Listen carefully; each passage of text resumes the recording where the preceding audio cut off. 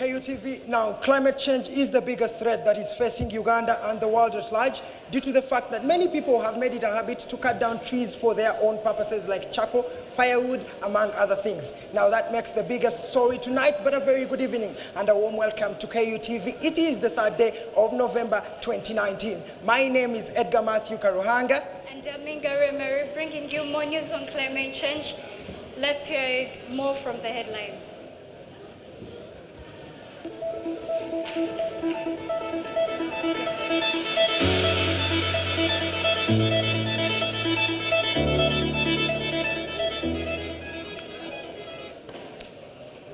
Deforestation in Uganda in regards to climate change. Afforestation has been seen as the best solution to cut down the increasing climate change. Let's dive into the stories. Deforestation has been marked as one of the major causes of climate change in Uganda and the world at large. People cut down trees because it is a source of income to the charcoal sellers, firewood to the people, and timber to the competitors. Deforestation is an increasing threat to climate change, and it is predicted that if Uganda's deforestation rate persists, the country will not be the same in 50 or more years to come. Edgar Matthew was on this report. Uganda's vast city is comprised of over 200,000 square kilometers, but 49,000 of Uganda's land is made up of forests and vegetation.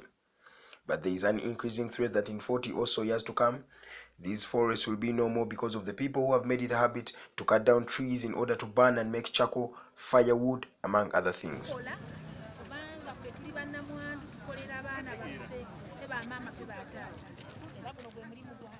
In the 90s, forests were making up 24% of Uganda's vastness, but as we speak right now, the forests make up only 8% of Uganda's land. This has brought about climate changes not only in the rural areas, but as well as the urban centers.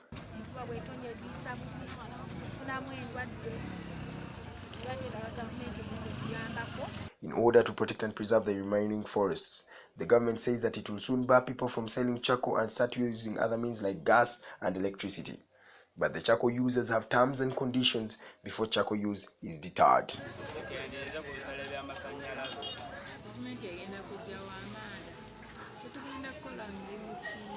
Nakazi is just one of the enormous number of people who survive on products got from cutting down trees. And yet, this practice is the major cause of the climate changes in Uganda and Africa at large. It is my responsibility and yours to protect the environment for the future generation to come. For KUTV News, I'm Edgar Matthew Karuhanga. Thank you very much, Edgar Karuhanga. Heading on to the government news. Heading on to the political news, let's hear about what the government has to say. The government of Uganda has also come out to emphasize that climate change is a responsibility for both the people and the government stakeholders. Speaking to Mr. Bob Kirungi, the representative of Ministry of the Environment, he says that the responsibility of planting trees is of everyone for their future references. The women representative in Toro district emphasizes that if you cut down one tree, then you have to plant more 5. Adam Aken reports.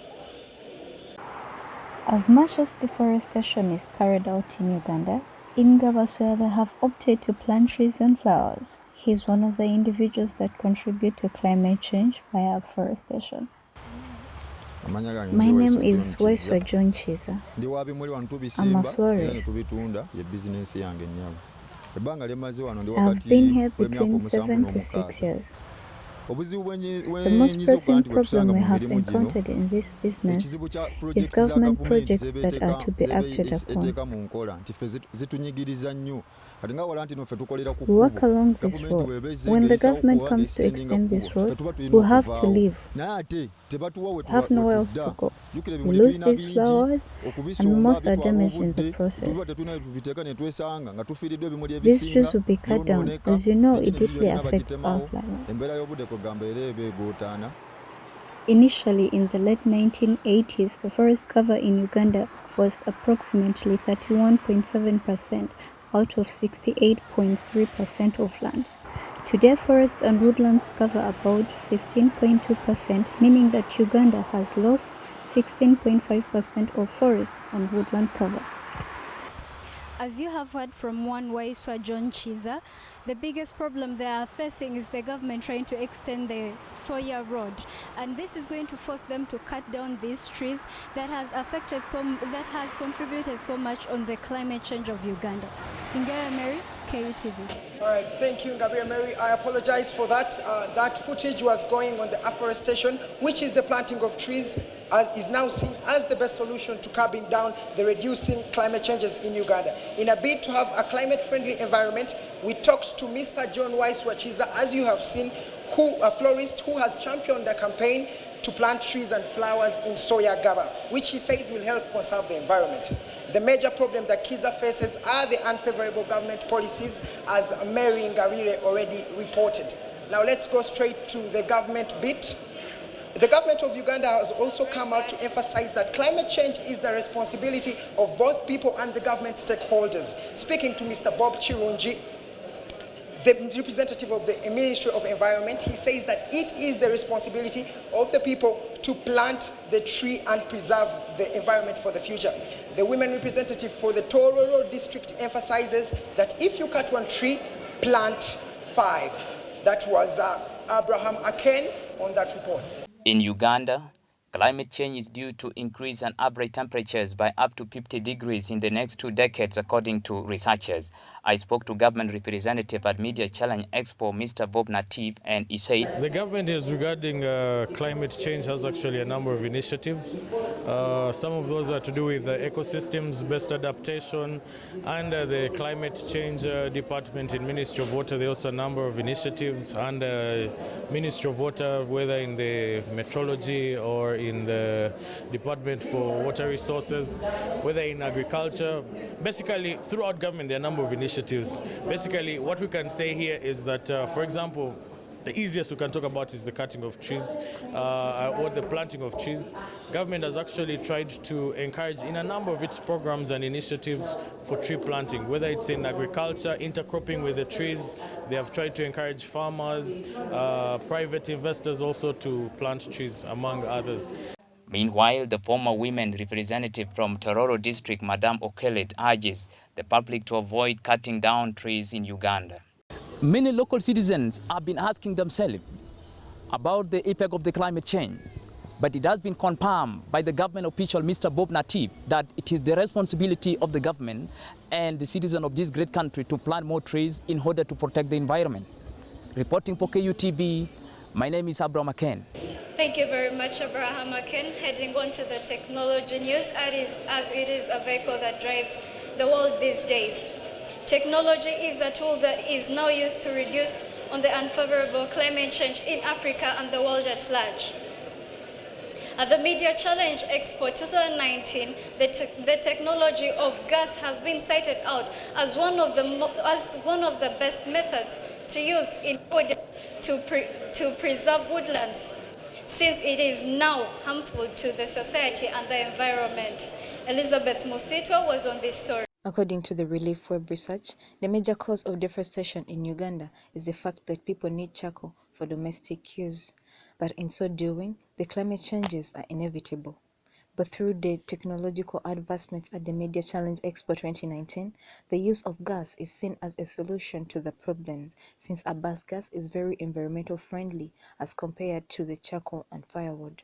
At just 160,000 shillings, you have yourself a gas cylinder which will help conserve the environment, thus reducing on the adverse climate changes in our country. For KU News, I'm Elizabeth Musito. All right, thank you, Elizabeth Musitwa. Now, the Media Challenge initiative has been going on for over 3 days now at Xanadu Collections, former Macnon suit at Kandakasero in Kampala. We have our very own live reporter, Mr. Michael Tamale, who's already on set and is going to be telling us what is happening in this year's edition of the MCI. I would like to inform you, Michael Tamale, that you're live on KUTV.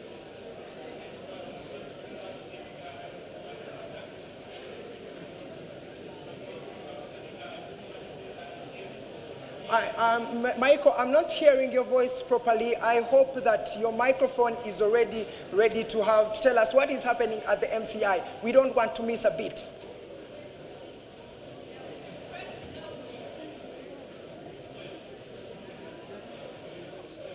All right, Michael Tamale. All right, I can hear you, Michael Tamale. Please tell us what is happening at this year's edition of the MCI. Thank you, and Mary at the Command Center. And yes, we are at Xanadu Collection, the former Macron suits, and we are attending the University Media Challenge Expo, call it the Media Challenge Expo 2019, organized by the Media Challenge Initiative. Now, these competitions were initiated way back in 2012, making this the 8th edition of the competitions. I'm already an attendee, like you can see right here on my tag. And of course, the theme this year is the impact of climate change and disaster risk reduction. Why this initiative was created or initiated to create platform for university students doing mass communication and journalism to showcase their skills and perhaps their talent in this industry of journalism. Now, 12 universities were accepted in this year's competitions, and among the activities that students have competed in is live reporting, news anchoring, 1 minute of fame, radio feature, among others. Many honorable people and students have turned up for the event, but joining me is Mr. Mbusi Atanas, who is a security personnel and has witnessed the situation and security right here at the Media Challenge Expo. Good afternoon, sir. Good afternoon, mister. Yes, you are live at KUTV and you're welcome. Thank you so much. Now, I would like to know how has been the security right here since day one? Let me hold for you, please. As far as the expo is concerned and the security, I thank you so much for being part of me in maintaining the security of this place. Mr. Michael, I'm told that we don't have time. We'll be bringing you Michael's report in our subsequent bulletin, but thank you so much for keeping it KUTV News. My name is Edgar Matthew Karanga. You can still follow us on our social media platforms. It is at KUTV News on Facebook. And I'm Inga Mary, and follow us on KUTV News on Twitter. Adios.